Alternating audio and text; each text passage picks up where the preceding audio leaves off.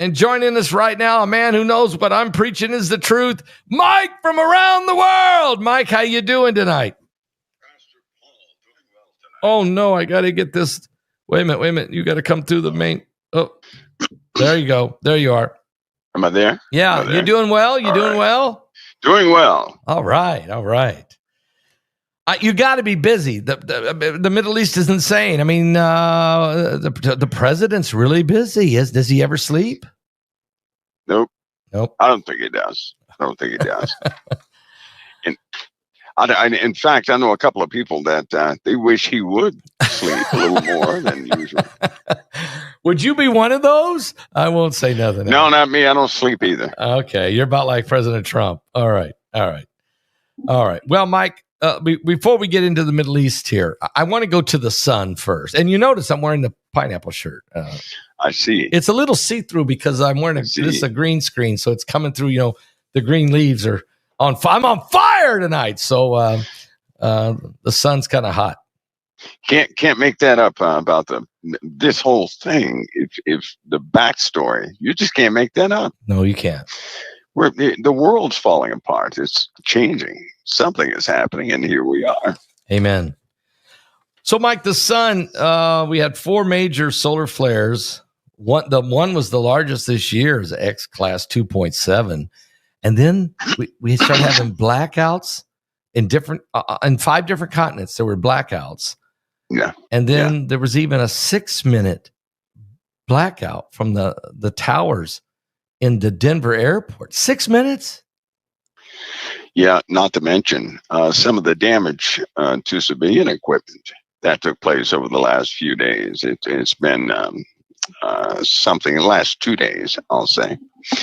You know, Pastor Paul, the sun this time, and it wasn't quite direct, right? Yeah, it wasn't. No. Which makes it worse. When you have those high energy electrons, when they hit the atmospheres, they actually cause drag on the satellites. Remember Starlink?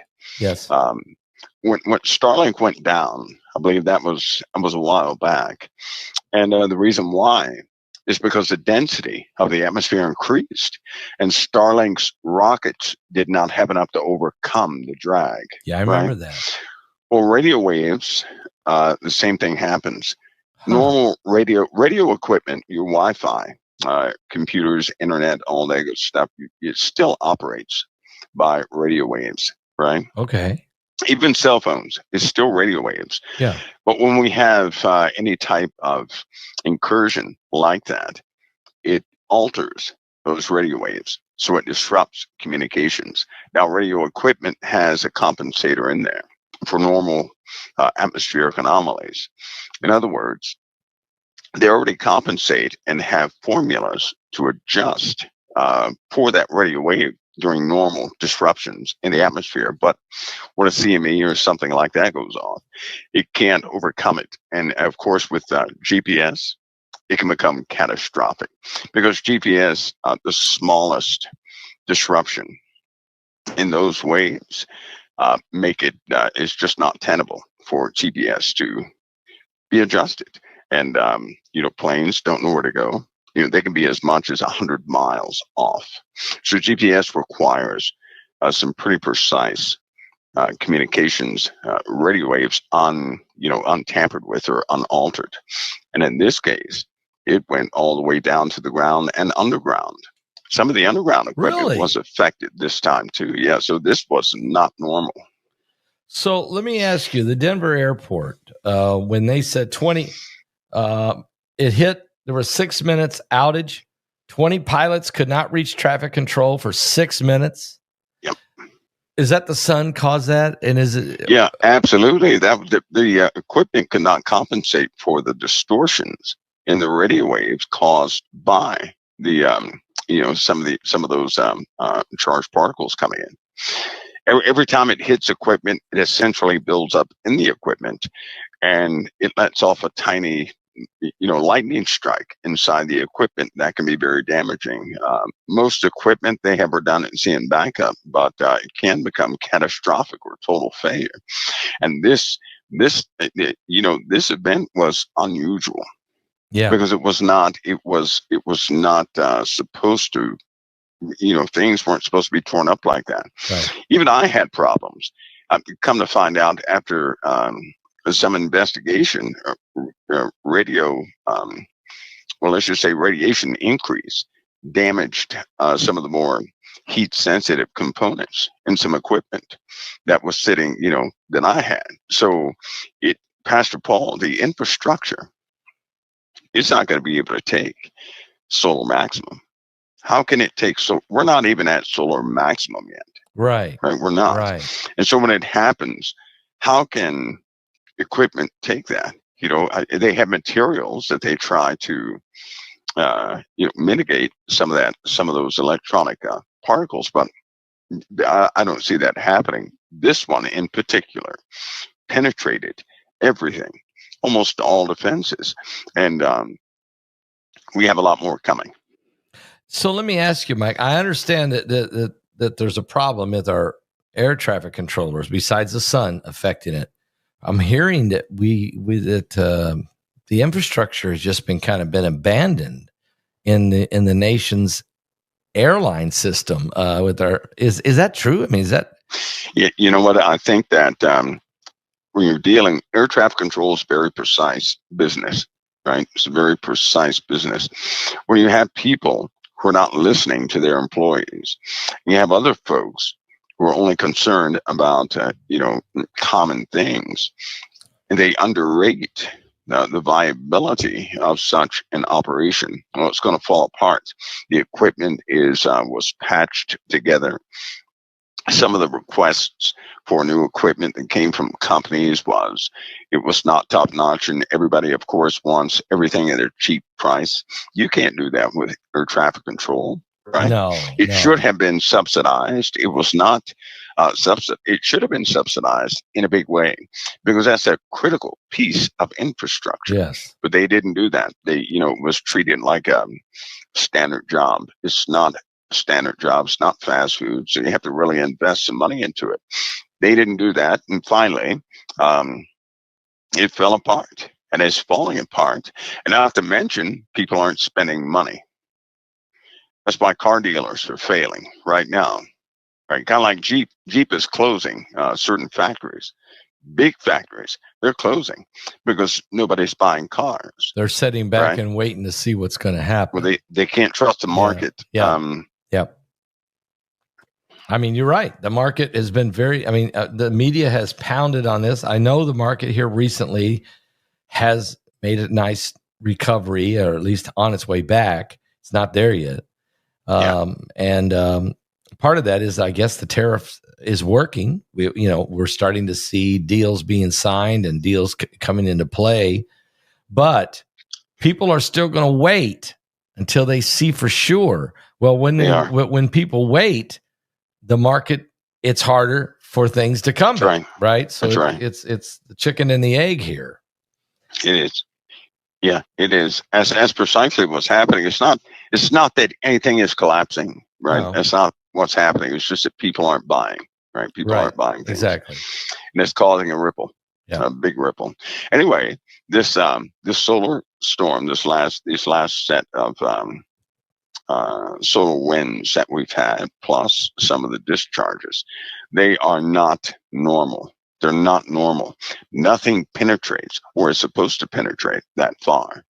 5 countries affected by something so common, I guess you could say. Yeah.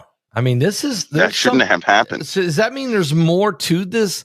Are these solar flares more explosive? Absolutely, there's more to it. Or is our magnetosphere weaker and thinner? Well, we have that too. You're dealing with the exosphere, thermosphere, mesosphere, stratosphere, troposphere, all these spheres. And we do have a weakening event happening on the Earth. They're not as robust as they used to be. They're not. And so the density in the exosphere and thermosphere is increasing. Some of the craft that are up there are highly affected. The Air Force lost equipment, from this last one. Planes are crashing. Yep. And it's because essentially we have a change in our magnetic field. around the Earth. It's fluctuating. There are holes forming and closing. So it's really getting bad. We don't have the protection we once had. We simply don't. Well, what about CERN? So more radiation is going to come through. I know CERN's got to be part of this. I mean, I know you've talked about it. I know BP Earthwatch has talked about it. CERN, they've been running it pretty strong. I mean, Well, I'll tell you a small story. Among other things they do, right? Okay. If all these scientists have an understanding that if you don't have magnetic fielding, you're dead. You're gone, right? Even right now, if something happened to the magnetic field of the Earth, we're dead. All of us topside are dead. With no CMEs, right? With no solar flares, we're dead. We're dead. The atmosphere is sustaining life on this planet. And without protection of the atmosphere, we're dead. Okay. Without the magnetosphere, we're dead. CERN has developed the strongest magnets on the Earth. Wow. So think about something. Among other things they do, they have perfected the magnets, right? Okay. When they cut this thing on, it does affect the magnetic field of the Earth. CERN does, right? Okay. So if you have developed the strongest magnets on the Earth, then you can protect any city you so desire, right? You could set these things up over New York City. If the magnetic fielding of the Earth collapsed, you could spread out the shielding over New York City, and those in New York could survive. You can direct to affect what part of the area of the Earth you want to protect and what part you don't? They can simply set them up, sure. They can set them up, and there you go. They're not hard to set up. The technology, right? The technology was that breakthrough. That was a milestone. And while everybody's talking about it, CERN is involved in quite a few things, but I keep pointing out one of the greatest devices they have developed are their magnets. Yeah. Right? Yeah. And if you have magnets, Pastor Paul, you can explode a nuclear weapon and redirect all that radiation wherever you want that radiation redirected. What? See, nobody said anything about that. I thought it was just explosion. It does a mass damage, and then the radiation blows in the wind and dissipates.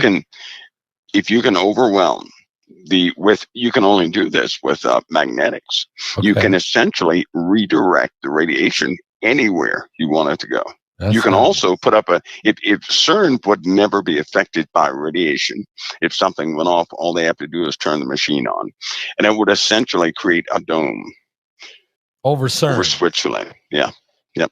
So maybe so that's crazy. I had no idea. So they have a lot of facilities all over the Earth. Yeah, there's a lot of CERNs. Now all those facilities have those magnets. Think about that. That's dangerous. They know what they're doing. They know what they're doing. What would Einstein say about this? Would he be a little nervous about this power? He'd know they're getting ready for something. Why develop? In fact, it is a known fact you don't need that large of a collider to accomplish what they've been accomplishing. So what do they need those huge magnets for? The magnets are triple the size of what they actually need. Okay. Why develop them triple the size? And we know what happens if they turn them off. Remember that aircraft that went down? Yes. Right? Yes. When CERN fired up. So that CERN is essentially a particle beam weapon. The biggest weapon on Earth is CERN. You can direct particles, high-speed particles, with magnets. That's a particle beam weapon. I mean, even this week they announced that they can take atoms, I think it's atoms, molecules at least of lead, and at the speed of light create gold. Very small flakes. Yeah, it's gold. A byproduct. It's been there. It's a byproduct. Yeah. Yep. So this is unnatural. To me, this is an unnatural event that they're manufacturing. Very unnatural. It's upsetting the balance of God's planet of Earth. Do you think so? Well, they're also harnessing. A lot of that deals with quantum computing and some of the theories and what they're actually doing, because quantum computing has many people more scared of that than CERN. Really? If you pull something out of a dimension, right? And all dimensions are in balance. And this is not, science fiction. This is science fact. If you pull something out of a dimension, everything has to stay in balance. So then what other dimension is going to have to surrender something to keep the balance? So that's what we're essentially seeing. And if you pull something out of a dark dimension, it just so happens one of the dimensions, just to put it bluntly, one of the dimensions that they would accumulate energy into happens to be something like a demonic realm. And I say that due to what happens every single time they utilize, or one of those, some of the newer quantum computing systems begin to function and calculate. You have the same mental effects on people around those facilities, right? Night terrors, strange encounters, people a rise in paranormal activity. All this stuff happens. Yeah. So people living in Geneva, or maybe working at CERN, and they're living, just off campus there. Are you saying that that what they're doing there is affecting their psyche, their mental balance, their soul? Yeah, well, they are being affected. In fact, a lot of people were moved away from that area into other areas because of that, because of paranormal activity. And what have we seen an increase in all over the earth? Yes. Paranormal activity. Yes, we and have. These UAPs, this UFO stuff, right? So all that goes hand in hand. As soon as CERN fired up, it does not fire up by itself. It has a sister system in space over everybody's head. They may not know that, but there's a facility above your heads, which means there's more than one space station, right? There's more than one. Really? But there's a facility up there, and all throughout many different countries, you have CERN-like facilities. Wait, CERN's in the ground, Mike. Right, but there's one above your head. So they're floating around. That we got more than just the International Space Station. That's right. They do mirror experiments, and when they accomplish or gather data from some of their collisions and some of their operations, that data goes all over these other facilities. So they're essentially, think of one component spread out throughout the earth. CERN is just one component of a larger machine. This is a new information for me. I'm sure the audience, there's a lot of people out there already knew this or heard this, but I didn't know that. Starlink's up there. You got all these satellites, and they're operating and they're coordinated, and AI is managing, and there's a lot involved. And you got these D-wave computers or quantum computers. They're building, and down in Louisiana, because it's because they got to build. They need so much energy to run this AI that they're building them down in Louisiana because the energy's cheaper. I mean, near the water. It's near the water near too. The water. They need water for cooling. But Pastor, they haven't really. You have people talk about the technical jargon of D-wave and things, but here's something simple. You ready? Okay. Imagine you sitting behind your computer, right? Okay. You're about to type in what's the address of so and so. When you get halfway through your typing the question, it has already given you the answer. Think about that. You already have the answer before you ever complete asking the question. I know. Yeah, That's what happens. That's what happens. So there you are. There's quantum computing, which means they're tapping into something they don't fully understand. I see. And that's the part that they're trying to clamp down on. Acting like they have full control over these systems. They do not. They don't have full control, right? Have the computers taken over, basically? Are they close? Well, they don't have to take over. We're dependent now. We can't function without them. We've given them the power, right? We've given them the authority. They don't have. You know what I believe? I believe something real. Here, I have a theory. I'm going to share a theory. Okay, one of my first theories. You ready? The Mike from Around the World theory. Yes, is my theory. Okay. Now, long time ago, everybody knows about the fallen angels. Yes. And how they fell and they desired to have children. Yes. Right. Yes. in the book of Enoch, they even tried to get Enoch to go to God so that their children could have eternal life. Right? God said no, and not you either. I believe man has been influenced by those same beings with this technology that we have. We utilize it, yes, but we're also perfecting a mode of operation for them. I see. That's what I believe. I see. That's what I believe. So they're using us to perfect a operating system for them. I believe that. Think of Yeah. all the breakthroughs from Apple to Microsoft to Tesla, right? All of them and the got DNA. their information from the Akashic records. They said the information was given to them. They didn't think it up. It was given to them. Even Einstein said the information was given to him. It was given to him. In other words, they go meditate. All of them meditated, right? And when they did meditate, Tesla said that the Martians or somebody gave it to him. The guy from Apple said that he got that. He was taken up above the earth and it was given to him. The information was given to him. All of these guys have the exact same story. So, in other words, we are being manipulated by dark forces, fallen angels. That's what I believe. Period. That's what I believe. Period. Yeah. Because look at what computers have done. Right? Did they really make our lives comfortable? They made us miserable. Right? Yeah. They made us miserable, and they're not really solving anything. They're just creating new problems. It's like a control system that keeps us engaged, but more and more we're becoming isolated from each other. So now let's talk about those fallen angels. In the book of Enoch or in Genesis chapter 6, we understand that the manipulation of our DNA was going on in the days of Noah, and now it's being done again.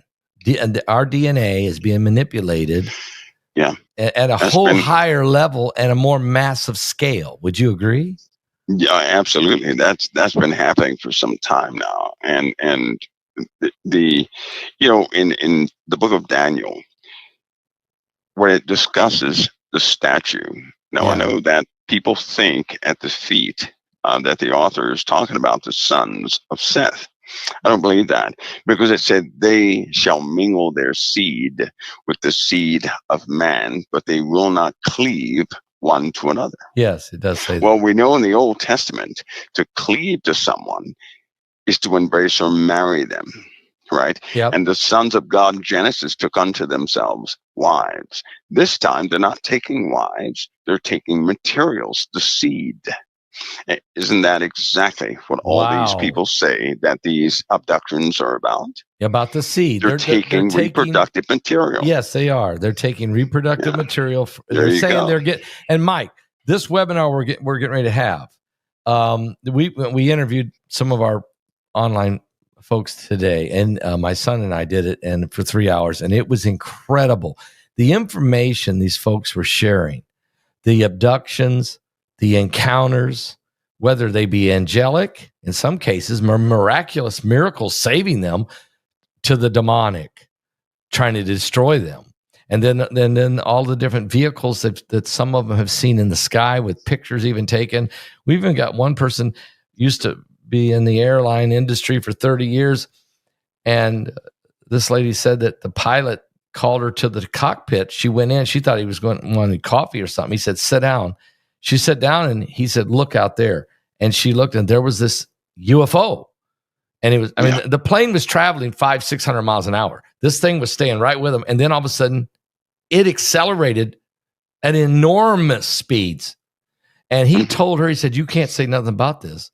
We've been instructed never to speak about what we see up here. Yeah, it's true. It's true. So this is a job ender. Yeah, it's the end of your career if you go, It's been going on for a long time. The same thing. You know what? I've noticed something about the evolution of those sightings also. I've noticed that these things stay one step ahead, right within the scope of our imagination. Now, I say that because if you start looking at reports back in the 1500s and 1600s, right, people reported airships right? Airships that look like, I don't know, the way they described them was like a blimp. The only Yeah. difference is they would have a light on it as bright as the sun. Well, we know they didn't have lights that bright back then, right? Right. Right. People described back in the 1200s propellers. Nobody had propellers No. No. No. and No. blimps back in the 1200s. And before then, they described something akin to thunderbirds, right? Mm. Metallic birds. Hmm. So they always stay within the scope of our imagination. Just a I've little bit noticed ahead that. of us. It's Yeah, that's 30, right. 40 That's years right. ahead of us. Yeah. That's right. So, now what does that tell you? That means something is extremely seductive and they want to be seen. They want to be seen in this certain way to continue the mystique in the earth, right? Because when man locks on to a mystery, he begins to invite things he knows nothing about into his life, right? If there were no mysteries, everybody would be sober. They would.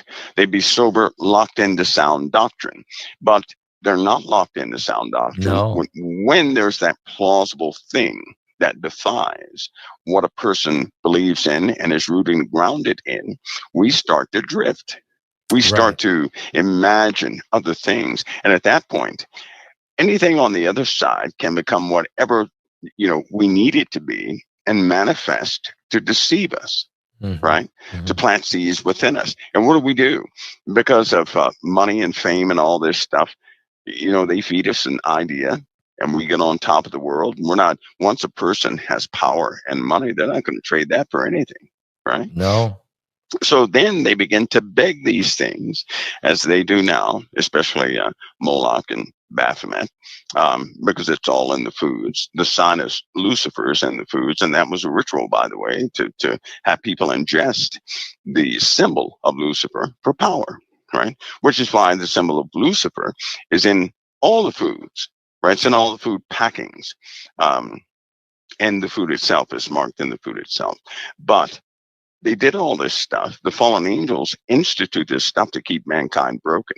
The more a person depends upon this world, the more they dedicate themselves to Luciferian ideals.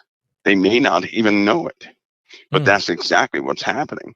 So the more we partake of this world and love it, if we start loving it, because in the Bible, didn't it say to love the world is to have enmity with God? Yes, it does. And that's like an angry Yeah. separation. Yeah. But why? Why would loving the world do that? Because it's dedicated, right? It's already dedicated. The ritual of Moloch takes place every single week. So if a person on this earth is not in the light of Christ, they're already in the darkness and subservient to Satan. There is no gray area. All right. None. So they're at it again. That's fallen angels at Yeah. their full tilt because they know their time is coming. All right. Mike, let's shift gears for a minute and go into the Middle East a little bit here. And of course, you got Russia and Ukraine, and you got Iran nukes, and you got India and Pakistan. But let's talk about President Trump's trip to the Middle East. He's trying, I think, to figure out a He is way trying. to make peace among people by using peace through strength, but also peace through economy, and which is strength. Also, it's kind of the Solomon approach, I think. How do you think it's worked? Is he being just played? What's your thoughts on this? Okay, last time when he was in office, right? Yeah. The Abraham Accords went well, Yes, it did. so long as he was there, Yes. and that's the key factor here, right? You have to have some sort of a powerful enforcer behind these things, because in the Middle East, anybody who's dealt with or has Middle Eastern counterparts, they have an understanding of what they're dealing with. In the Middle East, they don't forgive. Number one. No. They will change and they will invite you into their homes. They'll feed you and everything else. And, and then at a given time, you're gone. They're going to get you and they're going to tell you, well, we had to do that. That was our revenge, right? Yep. This is how they are. So they're systematic in what they do. When you have people who turn from, tyrants to friendly, this is for a season. It's for a season. And believe me, they're going to get something out of it, right? They're positioning. I know I'm playing the voice is not good in this, but President No. Trump is doing. President Trump has had a life altering Yes. incident Yes, that he did. happened. So naturally, when that happens to an individual, they start having hope for the hopeless, right? Yeah. So he sees the good in everything. He's starting to see the good that can come out of things, and he's ready to forgive people, right? Yep. Unfortunately, in the Middle East, they will take advantage of this. But then because now, we're people of faith here, but because of their faith, Pastor Paul, Yeah. Christ is not working in them. Something No. else is working in them, right? Yeah. Yep. So they'll make the deals. They make it to the point where things are, looking good, but then the darkness is going to rise. So It never fails. I agree. And when he embraced or just said, "Look, you know what, we're going to wipe the slate clean with Syria. This guy's in charge. He took over, so we're gonna wipe everybody's slate clean. We're starting over." Okay, and he embraces. This guy's a terrorist. There was a $7.5 million bounty on his head at one point. He was with Al Qaeda. We fought him in Iraq in 2003, and our brave soldiers captured him and put him in prison for 5 years. But I understand what you're saying. Trump is looking at the world with the eyes of compassion now. Yeah. And he's trying to say, we got to get past this. The bloodshed's got to stop. We got to quit the killing. Let's just start over. And that's what he's doing. And let's just start over. Can we all get along? That's what he's trying to do. But you're saying they don't look at things in the same set of eyes. They don't have they don't have the same heart that we have. No, and so long as he's in power, right? Because they know he's unpredictable. Yeah. Oh, They know that. They're not going to mess with the U.S. military. No. Number two. And so when you have somebody like that in office, they're going to say, okay, well, let's go along with this and we can get out of it. I'm Pastor, but here's the problem. The problem is not while Trump is in office. When he leaves. The problem is if something happens to him. That's going to be the problem. If anything happens to him or when he's out of office, all of us should have an understanding exactly where things are going to go, right? Exactly what's going to happen to all the policies he's putting in place. Do we really believe we're going to have some a good person to come behind him and really straighten up the world? That would make Revelation void, right? So we know that's not going to happen. Yeah. Even if let's say somebody who is probably a really good, strong leader, it doesn't matter. At some point here, the beast is going to rise. That's right. You can't stop prophecy. That's right. What you're saying. And the Bible says something that really gets my attention during times like this is when they say peace and safety, right? Then sudden destruction will come upon them as rail from woman. In my opinion, the only time, because they've been saying peace and safety for a long time. Yeah. They don't say peace and safety. They say peace and security, right? Yeah. But they'll only say that when they have accomplished something. If President Trump gets these guys to agree, I'm telling you, they're going to have a little ceremony. Yes. And they're going to say, finally, fine. And when they say that, I'm putting on a Kevlar, right? Because I know what's coming next. When they say that, it's over. Then sudden destruction. It's over. Sudden destruction. It's going to be over. Yeah. I think you're right. Here in America, you have essentially a few armies that do not belong to us here in America, and they're getting ready to strike. We had a guy today in Michigan. He was going to go in and do a mass killing in Warren, Michigan, on one of our military bases, but thank God, the Department of Homeland Security as well as the FBI, they caught wind of this and they monitored him and watched him right up to the day he was supposed to strike, and then they went and pounced on him. And he was not quite, he wasn't, American. No. He was but think of this. Think of people who are not exactly from the Middle East but have developed a heart for the Middle East, who have converted their religion to Islam. And they're right here in America. They look like everybody else. They talk like everybody else, but they hate the USA and they hate the religion of the USA. Think about that. They're right here. They're just not saying it. They're coordinating. Right. Yes. Kash Patel, he knows they're coordinating, but it's very difficult to catch your next door neighbor, right? And plus, I promise you, every time they get one of these guys, it's unbelievable. Who would ever guess, for example, your average Caucasian being an Islamic strategist here in America? No, you wouldn't expect that. Well, that's what's happening. And so they do not like the president. They won't accept his policies. No. They do not like America nor America's religion. They are totally sold out to Islam.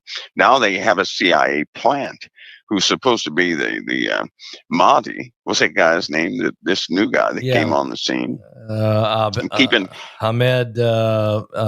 He calls himself Hashem. He calls himself Hashem. Yeah. And keep in mind, this guy came up during the Arab Spring.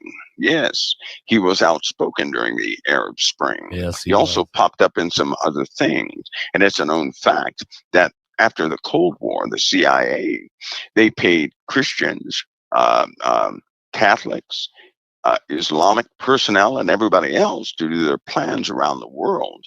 Because when you're in a situation like that, you start throwing money around. You recruit people of all religions for a specific,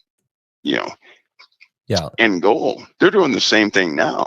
Abdullah, this name guy, is Abdullah. Somebody's behind this guy. Somebody's behind this guy. Oh yeah, I agree. Somebody's behind this guy. Now his father was an American, and Jewish American, and his mother was an Egyptian American. And he went to Cairo. And you remember during the Arab Spring when Hosni Mubarak was being overthrown in Cairo, he was in the streets protesting against Mubarak and was even arrested.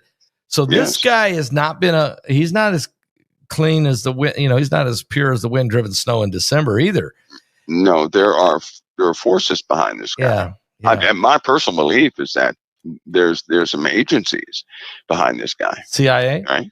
And this guy is meant to disrupt some things. Yeah. Well, the CIA did do a lot of that, and they've done, and they're still doing that in different parts of the world, trying to upset or create, uprisings, and this is part of the way to keep an imbalance, to keep America in control.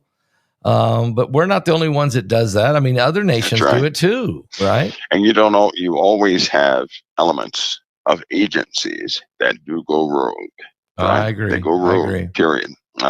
There's some like Delta operators. You don't want one of those guys to go rogue, but they have. And one is rogue. So you have individuals of they have strong tactical mindsets and connections all over the place that are planning something. Yes. All right. So now we're looking at what's happening in the Middle East. Now, what about this? Putin said he wanted to meet with Zelensky, and come meet me. I'll be in Turkey. Zelensky, I think Trump told Zelensky, "You're going." So Zelensky's going, and then Putin bows out. Do you think Putin never intended to go in the first place? There's no the KGB way. That felt pretty good. Huh? That's pretty good. I like your Russian accent there, Mike. The KGB for sure. That's how they operate, right?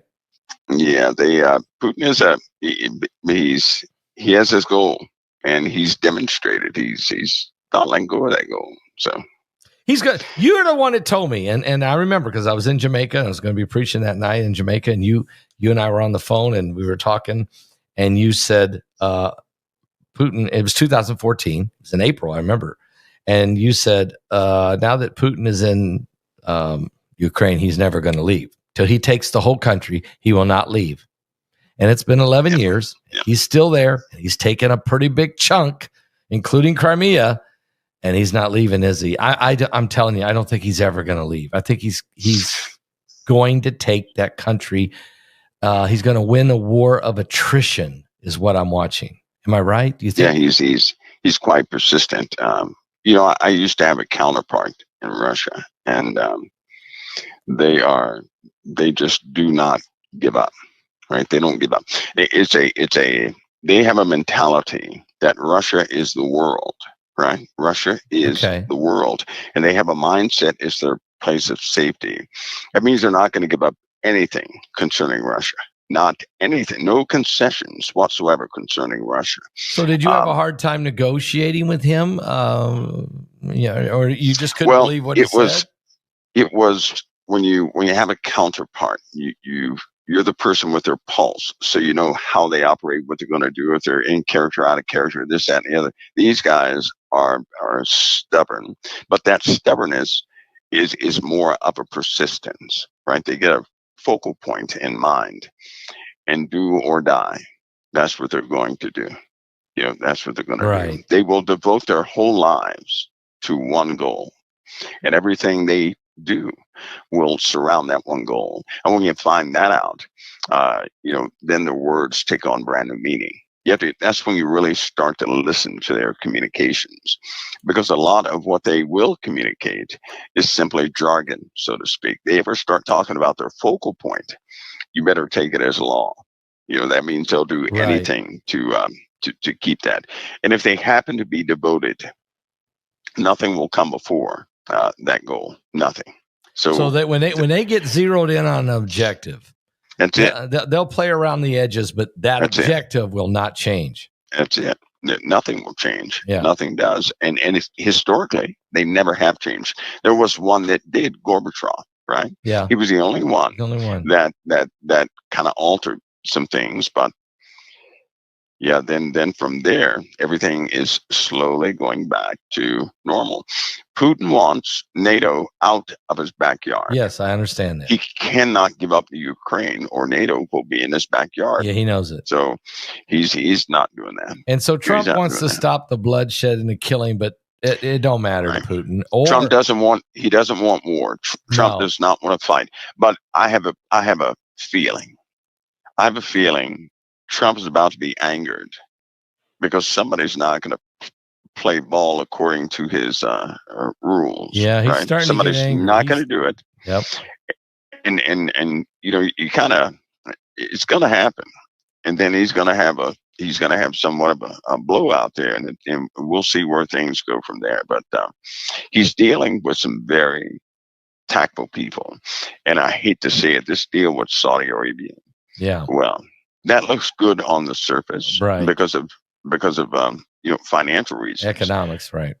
But tactfully, that's a no. Tactfully, because they will embrace that's a hornet's anybody nest. They can get favor from. Yeah, right. That's a hornet's That's nest. why I believe they're going to be wiped off the face of the earth, because they continue to shake. They'll shake two enemies' hands until that one enemy that they're totally with them, and then when they're out of the picture, they'll tell the other guy, I'm totally with you. Well, that's the way they operate. Maybe that's why China just cut off Pakistan. Not good for Pakistan. No. So did you ever have a counterpart in Saudi Arabia? Yes, I did. I figured that. So now Saudi Arabia is somewhat you could call them a strong ally of American plans. So they're not quite like any other player out there, right? They're more malleable, I'll say. But they too, they're it's almost like a Wild West in costume, right? They look one way, but believe me, these guys are up to things. They're doing things, and it's very difficult sometimes to see what direction they're actually going. Most countries are fed up with Saudi Arabia because they keep changing sides and changing goals and this, that, and the other. So they're not very loyal. In other words, they bow to the strongest player. That's what they do. Okay. So if anybody ever showed them more strength than the USA, naturally they're going to side with them too. Yeah. So the U.S. has to remain strong and keep them in the back pocket. And at the same time, though, the United States is trying to help defend Israel in a hostile Middle East. and that's not easy. Yeah. Do you think? No. Do you think that Netanyahu? And I know the media tried to manufacture a rift between Trump and Netanyahu. I don't believe a word of it. And Trump basically said, "Look, we're tight. You're crazy." Yeah, they talk directly. They're not worried about the media. Do you think that Netanyahu has made his mind up that he's just going to take the entire Gaza Strip? He's just going to finish it off. That Israel's going to control it from now on. It's not going back, I think, to Palestinian Authority or anybody else. I believe the U.S. gave Benjamin Netanyahu some latitude to accomplish what he needs to for the sake of his own nation. But I also believe this. This is something that we have big acts of betrayal underway now, right? Yeah. In that betrayal, we're going to start to see what never ever took place before, right? Because if Benjamin Netanyahu is not over Israel, right, then Israel is going to be finished. No one else will defend Israel like Benjamin Netanyahu. No, you're Everybody right. else is going to make concessions. Yep. Now think about this. So we have Benjamin Netanyahu, who is, nobody can control that guy. Nope. Right? We have President Trump. Nobody can control that guy. Right? Too strong. We have other individuals that are coming on the scene. They're similar the same way. Right? Now, all of them at some point are not going to be there. Yeah. They're just not going to be there. And that's going to change. Then everything's going to change. When whoever it is, I'm telling you, when these guys are not there, everything is going to abruptly change. The only other scenario I could see is if Trump were so enraged about something, right, that he would have a issue with how things are going in the Middle East. And if he ever did that, he would let people fight it out. He doesn't intervene when he's upset with, two or more nations. Yeah, right? Right. That's the only other scenario. But at some point, and it's something that we don't know how it's going to happen. We just know that it's going to happen. Yeah. Is that Jerusalem, it will be purged. They're going to overrun it. They're going to overrun it at some point. We know that the Middle Eastern alliances will capture Jerusalem. They will take it. We don't know exactly how. We just know that happens. We don't know the dynamics as to what bit. But I have this sensation. It's almost like it's a sensation that the unexpected is quite close. It is everything in me and everybody I know is starting to have those same type of vibes. You've been talking a lot about the betrayal, that there's a major betrayal coming. Yes. And and I've seen it. I've seen guys in Israel that want to betray Netanyahu, and they want to do it in the doctrine of appeasement. I think Yair Lapid is certainly one of them. But and then you got Macron hanging around. And I don't know what those guys are snorting up their nose on the train in Poland, but Macron is kind of a weasel kind of guy. I'm sorry, but to me, he's a weasel. He's like wherever the he's like electricity. He takes the least path of resistance, and he wants to be in charge all the time. But I don't see how he's going to survive in this world of tyrants. I mean, this world right now, the most strongest. We've got World War II. Remember Churchill, Hitler, Mussolini, FDR, with General Patton and these guys. There was strong leaders, strong, powerful people. Right now, we got them too. Right now, we got them. Trump, Putin, Netanyahu, maybe even this guy, this Syrian. I don't trust this guy, and some others. But as you're saying, is if there's some shifting, if there's ever a change in this power structure, somebody loses one, a new one comes in, it's weak. Things change quickly. That's right. Fast. That's right. That's right. In World War II, they had some strong people there, but take notice that Hitler exercised his dominion first. Yes, he did. Because Churchill, he wasn't quite on the scene. He wasn't quite up to snuff. The USA wasn't quite up to snuff. And it was a reactionary thing. They were drawn into it. Right? The USA didn't do anything until we took some hits. right? So No. then when you're talking about strength of good, normally it does not manifest until the evil manifests first, You're right. right? Evil's And usually in this strikes case, first. that's right. In this case, I believe we're at the dawn of seeing that. Now, there's one more scenario, something that kind of keeps me up at night, you could say. And I pray a lot about it. Everybody has been noticing some odd geological activity. Uh, we can't deny it. Yeah, that's right. Volcanoes are waking up all over the Right. place. Threats are everywhere. The weather is, we're having floods and fires all Yes. throughout the USA and other places. If we underwent, the USA underwent some catastrophic geological event, which is well within the realm of possibilities at this point, the USA would effectively be knocked out of the picture, and then the rest of the world would not hesitate to take advantage of that. Right? Yeah, I know. They wouldn't do it, and so this is something else, because look at some of the earthquakes and some of the volcanic activity we've been having, and some of the we had plate movement not more than 5-6 days ago. For the first time, it was caught on video, and which is not good. We have a threat of a volcano which could absolutely affect Yeah, the totality of California, right? Which Yep. would also wake up a line of ancient volcanoes, which are slowly waking up.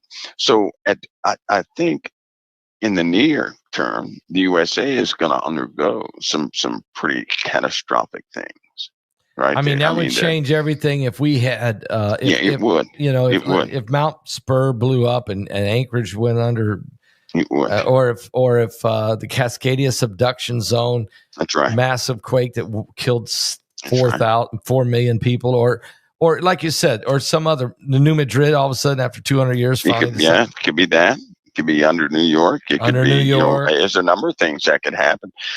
We already know that with these fires are about to become devastating. We know that the way the weather is patterned right now, the infrastructure of the USA cannot take too much more of it. Right, ground saturation is horrific. The ground is hardened underneath in some of these dry areas, and then when rain hits it, it just floods all over the place. Right, flood damage is going to be real bad. I know that we're about to have a war event too that will change the face of many things. The enemies will take full advantage of that situation. They're going to take full advantage of it. Also, we know at some point that something so bad happens on the earth that everybody changes their tactics, right? Yep. And we have, issues from the heavens that they have essentially cut off. They're not, well, let's just say people don't have access like they used to, right? To modeling equipment of what's happening in the atmosphere or in space. They've been shutting they've been shutting certain instruments down. We are in the season right now where we're going to be affected greatly. They just had an electromagnetic scan of our solar system. It's a video scan that took place over, I believe, 2 months. Anyway, the same electromagnetic activity that's taking place on Jupiter is mirrored by the sun. I mean, it's happening at the exact same time between Jupiter and the sun, which nobody has seen before, right? That means there's a third object then. There's something. Yeah, they're going over this data, but Pastor, it's impactful. It's very impactful. The nature of Jupiter itself has been deeply defined as of late. It is not like people thought it was. In fact, Jupiter is not like people thought it was. So a lot of people are going to have to get used to the different dynamics of the planets not being what we were taught, but being something totally different, which means we got it wrong. Okay, we got it wrong. Okay. But all these things are beginning to alter, right? So what do you? All these things. Okay, so we got this webinar coming up next week. Okay, next Friday, which I got to get you filmed, get yours done here next week early one day. So I'll have Heidi contact you. Okay, this Gil Brazard, I was talking to him, and he's going to give us an update on Planet X. Mike, I know you know this binary system is affecting everything. I mean, there's no question. Now you're saying it's even affecting our sun and Jupiter, both very similar. So the rest of the planets are caught in the fray, including planet Earth. We can find the signs of this in the Bible, of the sun heating us and scorching men, or other straight line winds and all these other things that we see happening. You've been talking about for years. Are you anticipating? And you've mentioned the void. I'm going to talk to you about that in the webinar. I want to see if we can get, and I know you've talked about the incoming asteroid meteorite belt or something, the clouds or two clouds. Yep. So I'd like to get all that kind of information brought up to speed or up to, do you think in the next period of time, short period of time, maybe 5-10 years max, let's just say 5. Or let's just say the rest of this year, because Gil Brazard's concerned about 2025. I mean, he can't even hardly get out of that one. Do you see some type of major change in our planet or our solar system that's going to absolutely be a game changer? Is there something about to happen that is going to shock? Or do we already know what's going to come? Is that why they're building underground cities? Is there already preparation for something major to happen? Oh, absolutely. You just said it. Is there preparation for something major? Yes. Yes. In fact, Pastor Paul, a while ago, well, I guess I didn't talk about it openly, but I gave a scenario of the actual end, right? Like when Earth would be altered so much that nothing would be the same. Okay. And somebody reminded me that the same steps I mentioned have been happening, right? Now, and it's not, it's just more common sense things. For example, if something were about to happen here on this Earth and people had knowledge of it, right? Mm-hmm. That's a 4 to 5 year preparation. At least, time, yes, right? At least, right. Which means one of the first things they would have to do is pull people out of society. They would have to. So people would get the report that this person died, and that person died, and this person died, and this person overdosed, and that person overdosed, and they would never see them again. That's the only way you could transport people to a safe location, right? They would also have to acclimate to being underground in the first place and to being within artificial light. So that doesn't happen overnight, right? Takes time. You would also have to have farming, food supplies, and all that. So there would be a diversion of manufacturing, ventilation, underground, some kind of ventilation system too, wouldn't you? Yeah, that. But think of the food. The food requirements alone would require that they would have to start investing in crops underground, technology in crops underground. Yes. GMO would be everywhere. And I said this in 2010 about GMO, that in order to survive, you would have to have food that's resilient against radiation, because anything that penetrates the atmosphere, like a meteor storm, will certainly disrupt our atmosphere, causing higher amounts of radiation to be on the Earth. Or you'd have to have GMO food that's resilient or resistant to radiation. Do you know that the GMO food now, if you expose it to radiation, it doesn't hurt them. It doesn't hurt the food. That's why the crops can look so good. Where they were starting back in 2002, crops were starting to wilt too fast. I'm not sure if people can remember that. So you're saying that they genetically altered the food to handle radiation? To be more robust, right? That's why you can take a piece of bread right now and it won't mold the same way other bread did, right? It won't. I know that. You can throw it in the oven and you can, they probably have not refined the process, but you can see that it has these long strands in the bread, right? That's not part of the bread. That's not wheat. That's not so wheat. all these things they've been doing. The corn, the popcorn itself feels like it'll cut your throat going down because it's made with that GMO corn. All this stuff is resilient, right? Yeah. The growth hormones would be necessary due to the absence of sunlight. Think about that, because the sun is responsible for manufacturing vitamin D and some other things in our Yes. bodies. Yes. That's essential to growth. You'd have to replace all of that if you went underground, which means growth hormones would have to be in all the foods You know, to my sustain a natural society. well, my brother-in-law is a landscaping. He's had a landscaping company for quite a long time. He's a great landscaper, and he was down here in the Villages the other day. Him and his wife came down, my wife's sister, and we were out on a golf cart. We're actually just riding around. He was looking at the really nice landscaping, just admiring it, really liked it.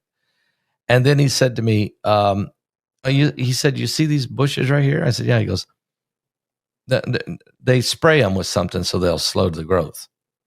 That way they don't have to keep coming and clean and purging them. I said, "What?" Yeah. He said, "We can spray stuff on these bushes and on these trees and we can slow them down, or we can spray stuff on them and make them grow like crazy." Yeah. We can go either way we need to go based on the environment we're in. So he goes, so, so when you said that you have to grow things is so that with artificial light, you got to make the food has to be able to function and prosper and yield under artificial light. There's a movie out right now, or there's a TV series called Paradise, where they build an underground city for 25,000 people to survive the apocalypse. And they had artificial sun. They have an artificial sun, and there's crops and there's whatever. But this wasn't done overnight. This was like a 20-year plan. Yeah. Is this happening right now? Ironic, isn't it? Yeah. That they would write a movie where the smartest tech innovative person in the world would be responsible for designing those cities. And the only people, ironic, isn't it? The only people that got to go, you had to get a ticket. You had to be pretty special. You're not going. You had to be really special. Right. You have to have something to offer. That's right. Also, if that were going to happen, they would start pulling the good people, right? Yes, down in these places. Left up top would be the wannabes. Yes. The people who always wanted a certain position, right? But never could get it until because look at some of the candidates in Washington. Just think about something. In a normal scenario, nobody would select these people. I'm just being serious. They wouldn't. You're exactly right. No way. Due to a lack of competence, folks. All right. People have to select what's left over. So what I'm saying is that these folks that are being selected are not what you would normally select. You wouldn't even see them in the runnings, but because nobody is left to run, that's what we get. They're giving us the left. And I'm not being funny about it. No, you're saying they're leaving. I'm just saying it's unreal for a reason, because most of the folks who actually, they knew things, they're gone. Yeah. They're gone. Yeah. No wonder our infrastructure is having trouble. No wonder they're relying on AI to try to. Well, if something's about to happen, they're not going to put all the money topside. They're not going to do that. They're going to put all the money where they have to survive. So if all this is real, Pastor Paul, then look for you have to look for major changes up top. And if you start to see them, we're seeing them. Then when humanity starts changing mentally, we talked about this on your show. Yes, one of the first times I met you. Yes. And I was saying that people would begin to change mentally. Yes. Children would hold their parents hostage. In other words, instead of the parent telling the child what they're going to eat, the parent would ask the child, "What do you want?" What the child demands to eat. And then the child would kick the parent out of the room or something like that, right? So this is what we have right now. The whole mentality of the family unit, humanity itself is changing. It's messed up. It's really messed up bad. But it's a predictable thing. It's what happens when certain guidelines and certain influential institutions of say like truth are taken out of the way, right? When people are abandoned, they're left to fend for themselves, and all sorts of things begin to manifest. Then hostilities rise with the breakdown of the atmosphere. The atmosphere and the human brain are intimately tied together. If it goes, well, people are not going to think right. They're going to become quite violent, quite irritated, agitated. That's when the swelling in the body starts, and nobody can understand why. Um, they call them heavy walkers. I saw that in a text written a long time ago. When the destroyer came around the first time, or whatever time it was, Heavy that walkers. people had a hard time walking because of swelling. Everybody Huh. started swelling up. Their joints were hurt. Everybody's joints were hurting, right? The That's kids were emotionally disconnected. That sounds like it says most kids that were being born in those days were emotionally disconnected and they did not like noise. wow. Think of it. So That's what does that remind you of? That reminds me of autism. autism. Exactly. But they're not going to call it autism back in the ancient days. When you start looking into those things and the conditions of the people, you begin to see a mirror of what we have right now. Wow. Wow. Well, we're going to keep our eyes open. That's why we're watching. And that's why we're watching on the wall is the things that are happening. Certainly the changes are happening, and they're happening rapidly and fast. And the only way you're going to get through this, folks, is with Christ. There's no other way around that. You have to have Christ. No matter what, you have to have Jesus Christ in your life, being led by the Holy Spirit and following the Word of God to be able to sustain you through these times that we're experiencing, and it's going to get worse. It is.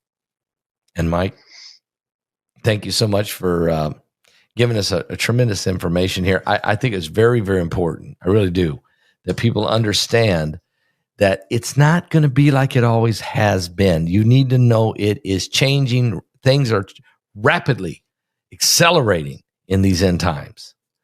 So I appreciate you. Appreciate you coming on tonight. It's always an honor, Pastor Paul. The honor's mine. Truly is. Thank you, brother. All right. God bless. God bless. Mike from around the world, folks.